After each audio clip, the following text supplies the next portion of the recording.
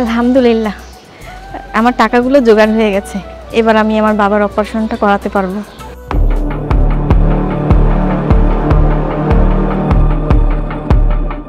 টাকার অভাবে আমার বাবাকে আর হাসপাতালে পড়ে থাকতে হবে না। ডাক্তার তো বলেছে টাকা জমা দিলেই অপারেশন হবে।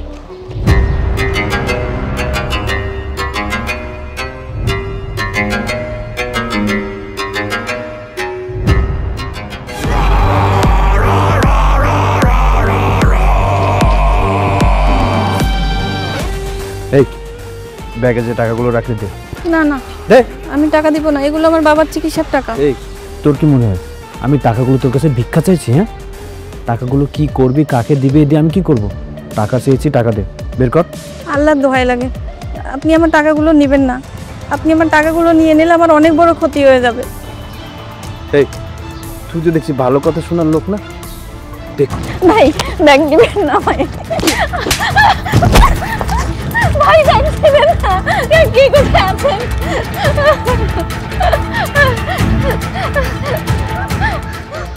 হায় আল্লাহ, আমি এখন কি করব? এতগুলো টাকা কষ্ট করে জোগাড় করেছিলাম, সব তো নিয়ে গেল। হাসপাতালে ঠিক সময় টাকা দিতে না পারলে আমার বাবার অপারেশন হবে না, আর অপারেশন না হলে আমার বাবা বাঁচবে না। ডাক্তার বলেছে আজকের মধ্যেই টাকা জমা দিতে হবে, না হলে আর বাবার অপারেশন হবে না। হায় আল্লাহ, আমি এখন কি করব, কোথায় যাব?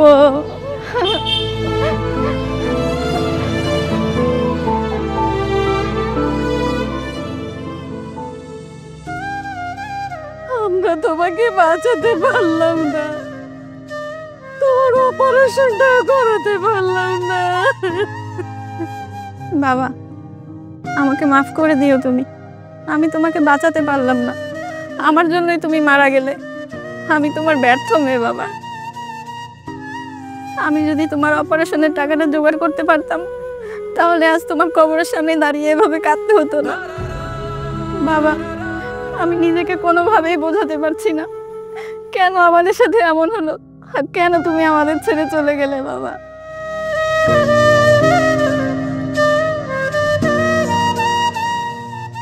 বাবা, তুমি আমাকে মাফ করে দিও। বিশ্বাস করো বাবা, আমি সেদিন তোমার অপারেশনের টাকাগুলো জোগাড় করেছিলাম, কিন্তু কোথা থেকে যেন একটা ছেলে এসে টাকাগুলো সব ছিনিয়ে নিল। বাবা, তুমি মারা যাওনি, তোমাকে ওই ছেলেটা খুন করেছে। আমি কোনোদিন ওই ছেলেটাকে ক্ষমা করব না বাবা।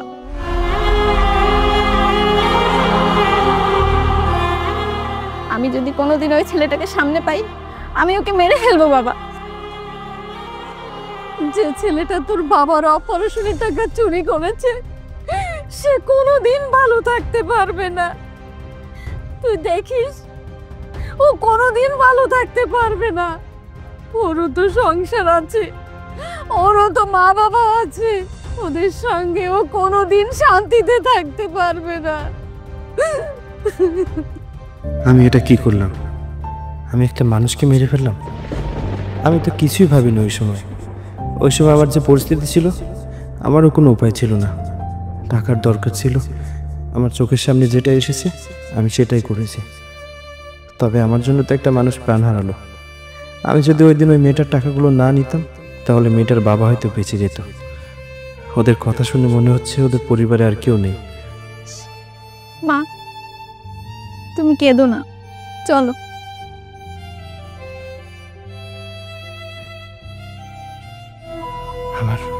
আমার হয়তো ওদের এখন সাহায্য করা উচিত, কিন্তু এখন যদি আমি ওদের সামনে যাই, তাহলে ওরা আমার থেকে কোনো সাহায্য নেবে না। তবে আড়াল থেকে হলেও আমার উচিত ওদের সাহায্য করা, কারণ ওদের এখন যে পরিস্থিতি সেটা আমার জন্যই হয়েছে। ওদেরকে সাহায্য না করতে পারলে আমি নিজেকে কোনোদিনও ক্ষমা করতে পারবো না।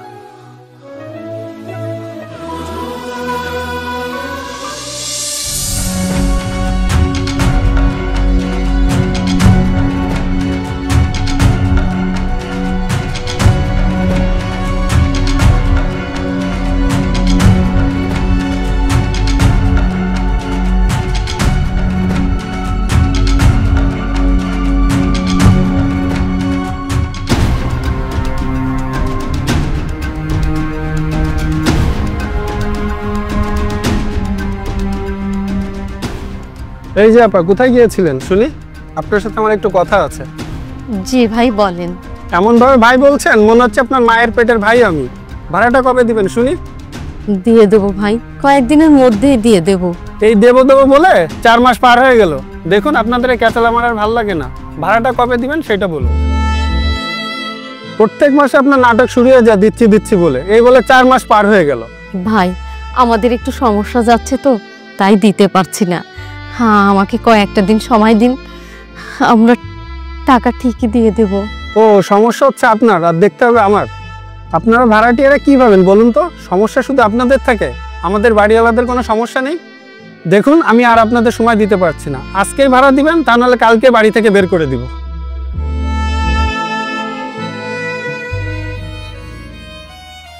আঙ্কেল, আপনি হয়তো জানেন না গতকাল আমার বাবা মারা গেছে। বাবা বেঁচে থাকলেও একটা বিষয় থাকতো, কিন্তু বাবা তো এখন আর নেই। আঙ্কেল, আপনি আমার বাবার মতো, আপনার কাছে আমি অনুরোধ করছি, আপনি আমাকে কয়টা দিন সময় দিন, অন্তত 10টা দিন সময় আমাকে দিন, আমি আপনার সব ভাড়া শোধ করে দেব। তোমার বাবা মারা গেছে সেটা আমি ভালো করেই জানি। তোমার বাবা বেঁচে থাকতে তো ঠিকমতো ভাড়া দেয়নি, তো বেঁচে থাকলো না মরে গেল সেটা আমার দেখার দরকার নেই। তোমার বাবা থাকা না থাকা এটা মূল বিষয় না, মূল বিষয় টাকা। তুমি টাকা দিবে এই বাড়িতে থাকবে, টাকা দিবে না এই বাড়িতে থাকবে না। আর কি বললে 10 দিন? তোমাকে আমি 5 দিনও সময় দিব না। আঙ্কেল আপনার পায়ে পড়ি আমি, আমাকে কিছুটা দিন সময় দিন। এই দাঁড়াও দাঁড়াও, পা ধরতে হবে না। আচ্ছা আচ্ছা ঠিক আছে, তুমি যেহেতু এত অনুরোধ করে বলছো 10 দিন না, তোমাকে আমি 2 দিন সময় দিব। 2 দিনের মধ্যে তুমি আমার 4 মাসের ভাড়া পরিশোধ করে দিবে। আমি পরিষ্কার করে বলে যাচ্ছি, কান খুলে শুনে রাখো, 2 দিনের মধ্যে আমার ঘর ভাড়া পরিশোধ করবে, তা নাহলে ঘর ধাক্কা দিয়ে বের করে দেবো। শুধু বের করেই দিব না, ঘরের ফার্নিচার বিক্রি করে আমার ঘর ভাড়া তুলে নিব, মনে থাকে জানো।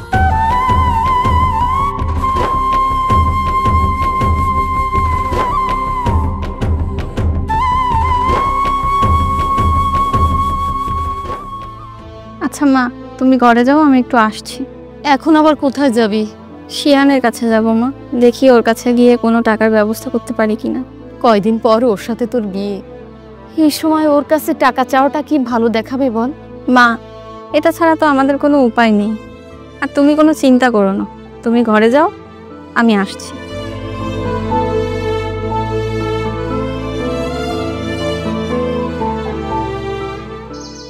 ভাইজান,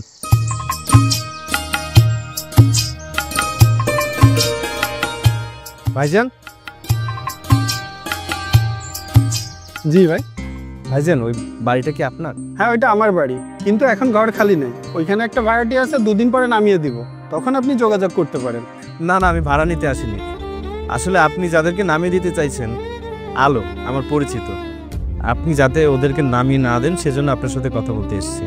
শুনুন, 4 মাসের ঘর ভাড়া বাকি, এই টাকা কে দিবে? আমি নামিয়ে দিব না তো কি করব? আপনি কি ওদের চিনেন? না চিনি মানে আসলে কি মানে করছেন? আপনি কি ওদের চিনেন?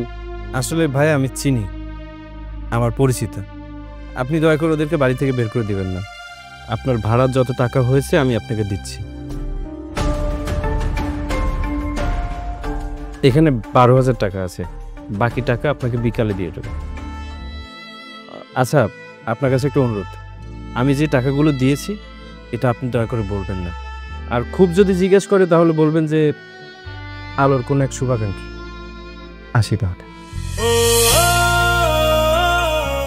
এখনকার সময় কেউ 1 কাপ চার দাম দিতে চায় না, আর ওই ছেলেটা এতগুলো টাকা আমাকে দিয়ে গেল, তাও আবার পরিচয় গোপন করে। যাই হোক, আমি এত কিছু ভাবছি কেন? আমার টাকা পেয়েছি, আমি চলে যাই।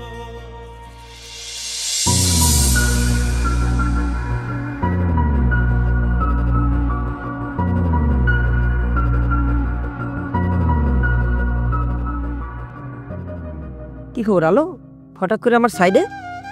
আসলে তোমার সাথে আমার কিছু কথা ছিল, তাই আসলাম।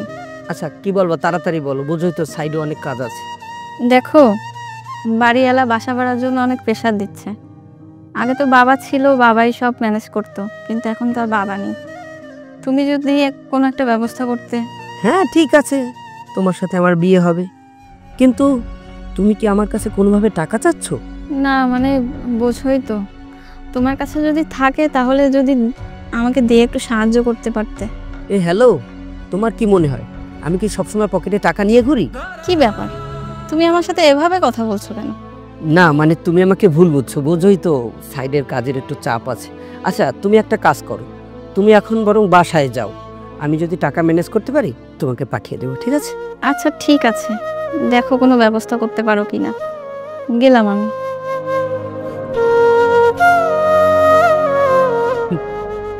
আমার কি পাগলা কুত্তায় কামড়াইছে আমি ওকে টাকা দিতে যাব? হ্যাঁ, আমি ওরে বিয়ে করতে চেয়েছিলাম, আর এখন তো ওর বাবাটাও মারা গেল। এই এতিম মেয়েকে বিয়ে করে কি আমি আমার জীবন নষ্ট করবো নাকি? আমি যেটা চাচ্ছি ওটা পেলেই হবে। খাবার আসতেছে, কাজ করো।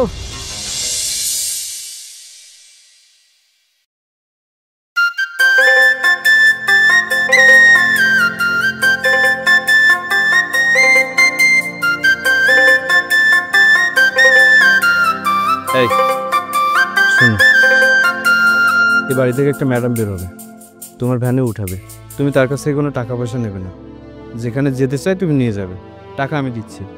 আর যদি তোমার ভ্যানে না উঠতে চাই তুমি কিছু একটা বলে ম্যানেজ করে নিও, ঠিক আছে? কিন্তু স্যার, সে যদি না যেতে চায় তাহলে তারে আমি কিভাবে নেব? আরে তুমি যেভাবে ওকে একটু ম্যানেজ করে নিও না, আমি তোমাকে টাকা পয়সা বাড়িয়ে দেবো। আর যেখানে যেতে চাই নিয়ে যেও, ঠিক আছে? যদি জিজ্ঞেস করে যে কে সাহায্য করেছে বা কে টাকা দিয়ে দিয়েছে, আমার কথা বলার কোনো প্রয়োজন নেই। আর খুব জোরাজোরি করলে বলবে কি যে তার একজন শুভাকাঙ্ক্ষী, আমি টাকা দিচ্ছি। না, এটা রাখ। ঠিক আছে স্যার।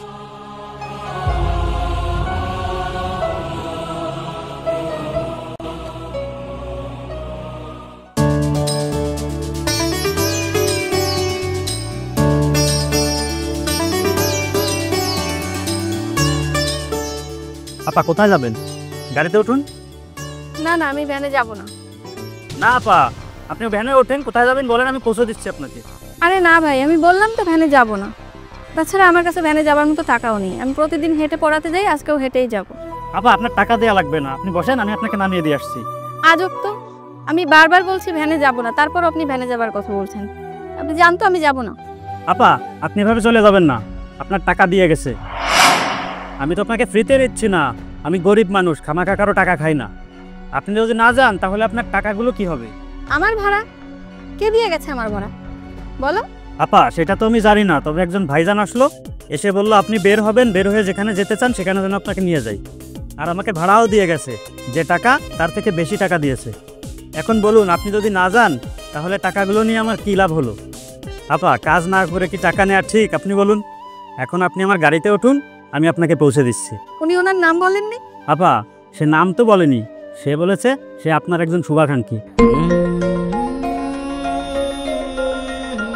আপা এখন তাড়াতাড়ি চলেন তো, আমার আবার অন্য জায়গায় যেতে হবে। ওঠেন আপা।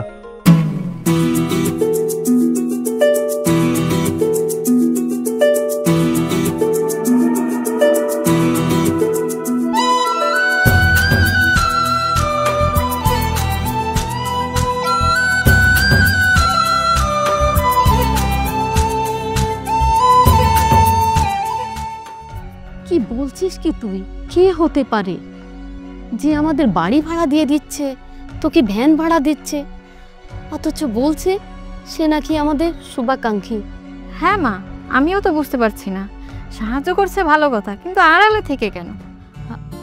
আচ্ছা, এটা আমাদের হবু জামাই শিয়ান করছে না তো? না মা, আমার যতটুকু মনে হয় ও এমন করছে না। বাবা মারা যাওয়ার পর থেকে ওর ব্যবহারটা যেন কেমন হয়ে গেছে। তার কাছে সাহায্য চাইলে সে সাহায্য করছে না, ফোন দিলে কথা বলছে, না দিলে বলছে না। আমার মনে হয় না শিয়ান এটা করবে। তাহলে কে হতে পারে বলতো? তুই কি কিছু বুঝতে পারছিস? না মা, আমি কিছুই বুঝতে পারছি না।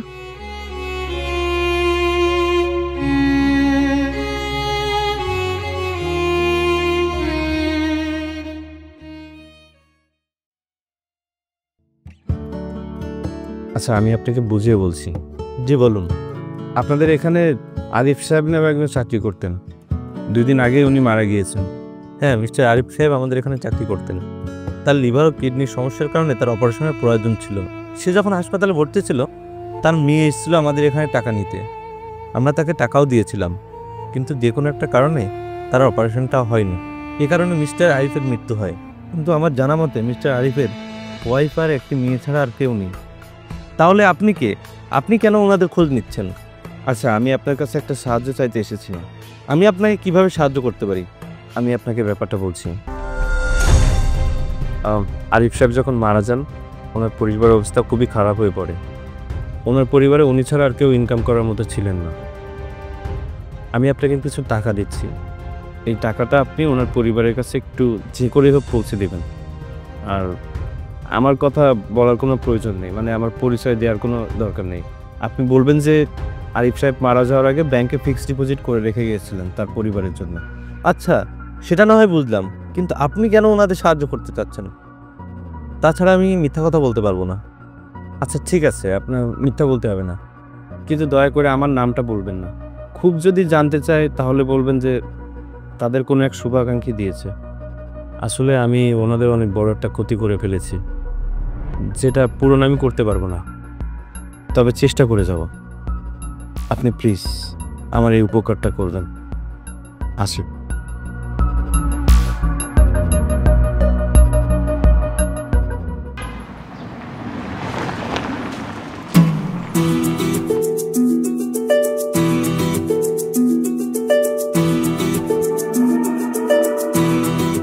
ভাবি, ভাবি, আসসালামু আলাইকুম। ভাবি, ওয়ালাইকুম আসসালাম। ভাবি কেমন আছেন? আলহামদুলিল্লাহ ভালো আছি। আপনি কেমন আছেন স্যার? মামুনি, তুমি কেমন আছো? আমিও ভালো আছি। ভাবি, একটি দরকারের জন্য এসেছি। আপনার স্বামী আমাদের অফিসের একজন বিশ্বস্ত কর্মচারী ছিলেন। উনি আমাদের কোম্পানির কখনোই কোনো ক্ষতি করেননি। উনার হঠাৎ করে চলে যাওয়াটা আমরা কোনোভাবে মেনে নিতে পারছি না। যে কাজটা আমাদের কোম্পানি থেকে করা উচিত ছিল, সেই কাজটা আমরা করতে পারিনি। এই কাজটা অন্য কেউ একজন করেছে। আপনি কি বলছেন স্যার? আমি তো কিছুই বুঝতে পারছি না। মামুনি, এই টাকাগুলো রাখো। এতগুলো টাকা আপনি আমাদেরকে দিচ্ছেন? না না ভাবি, টাকাগুলো আমি দিচ্ছি না, এই টাকাগুলো অন্য আরেকজন দিয়েছে, আপনাদের কাছে পৌঁছে দিলাম। এতগুলো টাকা কে দিয়েছে? যে টাকাগুলো দিয়েছে তাকে আগে কখনো দেখিনি, তার কোনো ঠিকানাও যায় না, শুধু বলল আপনাদের শুভাকাঙ্ক্ষী। শুভাকাঙ্ক্ষী? ভাবি, এখন আসি, কখনো প্রয়োজন পড়লে অবশ্যই স্মরণ করবেন। আচ্ছা। দেখলে মা, আবারও টাকা দিল। যেই দিক না কেন, সে আড়াল থেকে নিশ্চয়ই আমাদেরকে দেখছে। সে আমাদের খারাপ দিনে আমাদের পাশে এসে দাঁড়াচ্ছে। আচ্ছা মা, রাস্তা দাঁড়িয়ে এসব টাকা পয়সা নিয়ে আলোচনা করার কোনো দরকার নেই। চল, আমরা বাড়িতে গিয়ে আলোচনা করব। চল মা।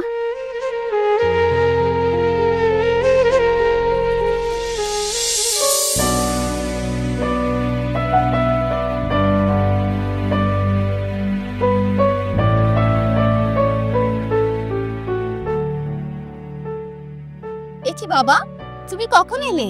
জি আন্টি, আমি কিছুক্ষণ আগে আসছি, দেখলাম তালা ঝুলানো, তাই এখানে দাঁড়িয়ে আছি। তুমি নাম্বারে কেন কল দাওনি? নাম্বারে কল দিলেই তো পেয়ে যেতে। আসলে আমি আর মা একটু বাজারে গিয়েছিলাম। এ কি আলো, তোমার হাতে এতগুলো টাকা? আর এতগুলো টাকা তুমি কোথায় পেলে? বাবা যে অফিসে চাকরি করতো, সেই অফিসের বস এসেছিল, উনি টাকাগুলো দিয়ে গেছে। ও, আঙ্কেলের অফিস থেকে দিয়েছে টাকাটা? না না, তোমাকে বলেছিলাম না আমাকে আড়াল থেকে একজন সাহায্য করছে, উনি বাবার অফিসে এই টাকাগুলো দিয়ে গিয়েছিল। তার মানে একজন অপরিচিত মানুষ এতগুলো টাকা তোমাদের দিয়ে দিল? হ্যাঁ বাবা, কে দিচ্ছে, কেন দিচ্ছে, আমরা কিছুই বুঝতে পারলাম না। আন্টি, আপনি কিছু না বুঝতে পারলেও আমি বুঝতে পেরেছি। এখনকার মানুষ 5টা টাকা খরচ করে না বিড়ের স্বার্থে, আর এতগুলো টাকা আপনাদের দিয়ে দিয়েছে। কি ভেবেছেন আমি কিছুই বুঝতে পারছি না? আমি সব কিছু বুঝতে পেরেছি। তুমি এসব কি বলছো বাবা? এই, তোমার কি হয়েছে? তুমি মায়ের সাথে এভাবে কেন কথা বলছো? তুমি কি বুঝতে পারছো তুমি কি বলছো? তুমি চুপ করো। টাকাগুলো কিভাবে এনেছো আমি ভালো করে জানি। বাবা মারা গেল ওই কয়েকটা দিন হলো, আর তুমি এখনই এই লাইনে ইনকাম করে শুরু করে দিয়েছো। বাহ বাহ আলো, বাহ। বাবা, তুমি এসব কি বলছো? কদিন পরে আলোর সঙ্গে তোমার বিয়ে। বিয়ে? কার বিয়ে? আমি তো এই মেয়েকে কখনোই বিয়ে করব না। তার একাধিক কারণ আছে। তার প্রথম কারণ হলো এই মেয়ের বাবা নেই, ও এখন এতিম। ওকে যদি আমি বিয়েই করি, বিয়ের পরে যদি আমি কখনো সমস্যা করি, তাহলে তো শ্বশুরবাড়ি থেকে কখনোই আমি কোনো সাপোর্ট পাবো না। সাপোর্ট তো দূরের কথা, একটা টাকাও পাবো না। আর দ্বিতীয় কারণ হলো ও এখন ভালো নেই। ও এখন নষ্ট হয়ে গেছে। একটা মেয়ের কেমন শুভাকাঙ্ক্ষী থাকলে তাকে হাজার হাজার টাকা দেয়। মুখ সামলে কথা বলো শিয়ান। কেন আমি মুখ সামলে কথা বলবো? আমি যেটা বলেছি সত্যি বলেছি। আমি আবারও বলবো, তুমি একটা নষ্টা মেয়ে, নষ্টা মেয়ে, নষ্টা মেয়ে। না, আলো খারাপ মেয়ে না। এ আলো ভালো মেয়ে না খারাপ মেয়ে সেটা তুই জানলি কি করে? তুইও কি চিনিস নাকি? হ্যাঁ, আমি ওকে চিনি এবং খুব ভালো করেই চিনি। আর আমি সেই শুভাকাঙ্ক্ষী যে আড়াল থেকে ওদের সাহায্য করে এসেছি, কিন্তু কাউকে কিছু বলিনি। আর এটা করেছি শুধুমাত্র আমার ভুলটা শুধরানোর জন্য। কি তুই সেই লোক যে কিনা আমাদের আড়াল থেকে টাকা দিয়ে সাহায্য করছিস? না, এটা হতেই পারে না। মা, এই সেই ছেলে যার জন্য আমি আমার বাবাকে হারিয়েছি। ওই দিন টাকা নিয়ে আসার সময় এই ছেলেটাই আমার কাছ থেকে টাকাগুলো ছিনতাই করে নিয়ে যায়। আর আজকে এসেছিস ভালো মানুষ সেজে আমাদেরকে সাহায্য করতে। তুই ভালো মানুষ হতে পারিস না, তুই আমাদের শুভাকাঙ্ক্ষী না, তুই খুনি, তুই আমার বাবার খুনি। কে তুমি? আমরা তোমার কি ক্ষতি করেছিলাম যে আমাদের এই পরিবারটাকে কিভাবে ধ্বংস করে দিলে? তোর জন্য আমি আমার বাবাকে হারিয়েছি, আমার মা একা হয়ে গিয়েছে, আমি এতিম হয়ে গেছি। তোকে আমি কোনোদিনও ক্ষমা করব না, তোকে আমি পুলিশে দেব। ঠিক আছে, তোমার যা ইচ্ছে তাই করো। তুমি আমাকে পুলিশে দিতে পারো, তুমি আমাকে মারতে পারো, তোমার যা খুশি তাই করতে পারো, কিন্তু দয়া করে আমাকে একটু সময় দাও। তোমার অনেক কিছু অজানা রয়েছে, তোমার অনেক কিছু জানতে হবে। তার মানে কি বলবি তুই? কি বা বলার বাকি আছে তোর? তুই আমার বাবাকে মেরে এখন আমাদের কাছে সহানুভূতি নিতে এসেছিস? আমি তোর কোনো কথাই শুনবো না। মা আলো, ছেলেটা কি বলতে চাচ্ছে একটু শোন না। হ্যাঁ, আমি ওই দিন তোমার থেকে টাকাগুলো ছিনতাই করেছিলাম, কিন্তু একটা পরিস্থিতির কারণে এটা করেছিলাম। আমার মা হাসপাতালে ভর্তি ছিল, টাকার অভাবে মা মারা যায়, এমনকি তার মৃতদেহটা হাসপাতালে পড়েছিল। আমি ওই টাকার অভাবে মৃতদেহটা হাসপাতাল থেকে পর্যন্ত আনতে পারিনি। কি করতাম বলো?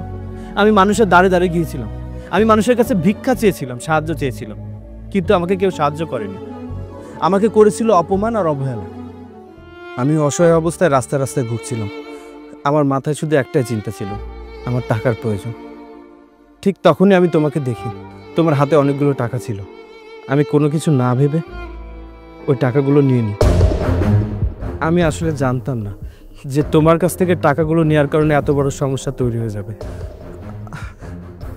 যদি পারো আমাকে মাফ করে দাও। আমি জানি আমার ক্ষমা চাওয়ার কোনো মুখ নেই, তবুও আমাকে মাফ করে দেবেন। মাফ করে দেব তোকে? তোকে মাফ করে দিলে তুই কি আমার বাবাকে ফিরিয়ে আনতে পারবি?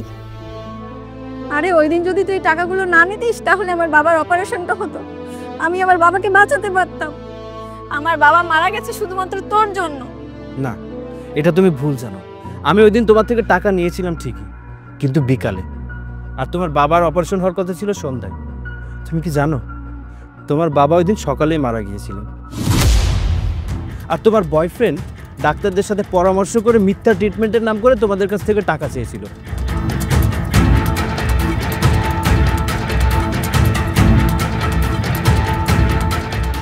আমার কাছে ডেথ সার্টিফিকেট আর ফরেনসিক রিপোর্ট আছে। আর বিশ্বাস না হলে তোমার হবু বরের কাছে জিজ্ঞেস করে দেখো। শিহান, এই ছেলেটা কি বলছে? দেখুন মিস্টার শিয়ান, মিথ্যা বলে কোনো লাভ নেই। আমার কাছে সব তথ্য ও প্রমাণ আছে। আপনি যদি মিথ্যা বলেন তাহলে আমি পুলিশ ডাকতে বাধ্য হব।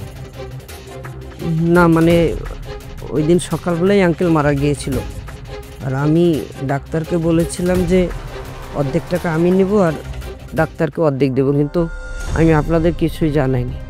ছি শিয়ান, ছি। আমি তোমাকে ভালোবাসতাম, আমার বাবাও তোমাকে কত ভালোবাসতো, নিজের সন্তানের মতো দেখতো তোমাকে। তুমি আমাদের সাথে এমনটা করতে পারলে, এর জন্য আমি তোমাকে কোনোদিনও ক্ষমা করব না। আইনের সর্বোচ্চ শাস্তিটা তুমি পাবে, তুমি তোমার কর্মফল অবশ্যই পাবে। আচ্ছা, আমার একটা প্রশ্ন আছে। তুমি যে বলেছিলে সেদিন তোমার মায়ের মৃতদেহ তুমি হসপিটাল থেকে টাকার অভাবে নিতে পারোনি, তাহলে এই যে তুমি এত সাহায্য করছো আমাকে, এত টাকা কোথায় পাচ্ছ? আসলে তোমার মতো আমিও প্রথমে ভেবেছিলাম আমার জন্য তোমার বাবা মারা গিয়েছে। আমার কিছু করা ছিল না, তাকে তো আর কোনোদিন ফিরে আনতে পারবো না। তাই আমার শেষ সম্বল যে জমিটুকু ছিল আমি সেগুলো বিক্রি করে দিয়েছি, দিয়ে তোমাদেরকে ভালো রাখার জন্য চেষ্টা করে যাচ্ছি। আমার কোনোদিন তোমাদের সামনে আসার ইচ্ছা ছিল না, কিন্তু আজ পরিস্থিতি আমাকে বাধ্য করেছে তোমাদের সামনে আসতে।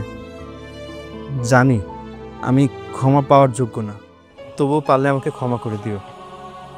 আলো মা, তুই ওকে মাফ করে দে। দেখেছিস ছেলেটা আমাদের জন্য কত কষ্ট করেছে, শুধুমাত্র আমাদের পরিবারের যেন কোনো সমস্যা না হয়, আমাদের পরিবারটা যাতে ভালো থাকে। আচ্ছা ঠিক আছে মা, আমি ওকে মাফ করে দিলাম। একটা কথা শুনুন মিস্টার সিহান, শত্রু আমাদেরকে এতটা ক্ষতি করতে পারে না যতটা আমাদের কাছের মুখোশধারী মানুষরা করতে পারে। আর কোনোদিন যেন এদের আশেপাশে না দেখি, তাহলে কিন্তু খবর খারাপ করে দেবে।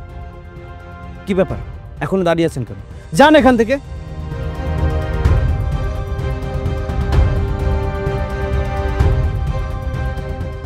আন্টি, আপনাকে একটা কথা বলার ছিল। আমি আপনাদের দায়িত্ব নিতে চাই আজীবনের জন্য। তার মানে তুমি কি বলছো বাবা? আমি তো কিছুই বুঝতে পারছি না। আন্টি, আপনার অনুমতি নিয়ে আমি আপনার মেয়েকে বিয়ে করতে চাই। আমার তো কোনো পরিবার নেই, তাই আপনাদের মাঝে পরিবার হয়ে বাকি জীবনটা কাটিয়ে দিতে চাই। আরে তোর কোনো আপত্তি নেই তো? না মা, তুমি যেটা বলবে সেটাই। আলহামদুলিল্লাহ।